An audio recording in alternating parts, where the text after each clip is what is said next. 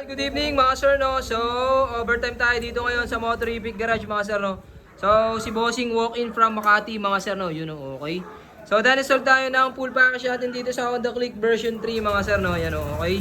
Tapos, team neto, VIP concept mga sir. White, shift to red. Pa-underglow nga ako gan. Yun, no? Grabe. Linis. Basta Montalban. Yes, sir. Okay. Tapos, install natin 30 watts na DKR mga sir, no? Tapos, tie switch na version 3, color red yung back route. Tapos, yung kanyang mini driving light sa kabila, nandito yan mga sir, dito yung switch. Dual horn setup with rapid horn setup mga sir, no? Tapos, walang combo lights para walang huli. Yan, no? Tapos, explain ko ulit sa inyo dito, yung tie switch mga sir, yan yung red, oh. Grabe, guwapings. Pogi din, Yan, no?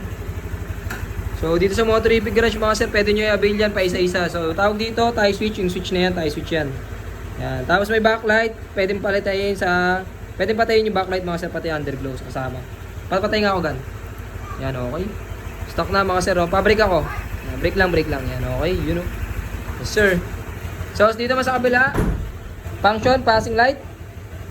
Yan, low beam, high beam ng stock na headlight. Yun, oh. Tapos, hazard mga sir, no? Yun, oh. Sa full package, may hazard na rin. Yan, kumpleto yan. Kumpleto na talaga. Yan, left and right. Right, tapos ito, busina. Tapos mag-activate yung busina kapag nag-rapid. Ay, kapag diniinan. Yan, okay.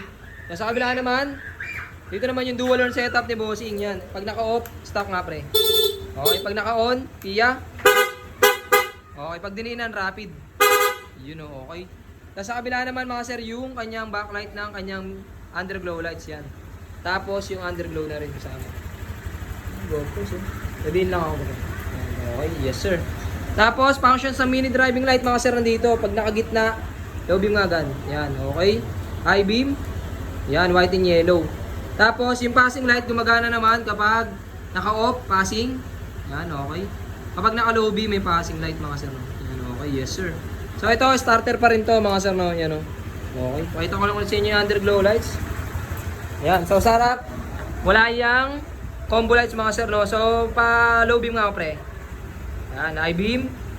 Yan, ang driving light. So, ganyan yung tsura niyan sa mga Honda Click version 3. Pa left and right nga ako ng ano, pre.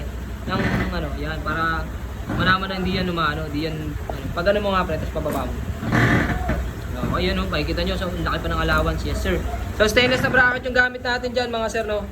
So, yun lang. So, sa lahat ng gusto magpa-install, PM nyo lang po si Motorific Garage. Stock nga, stock horn. Okay, loud horn.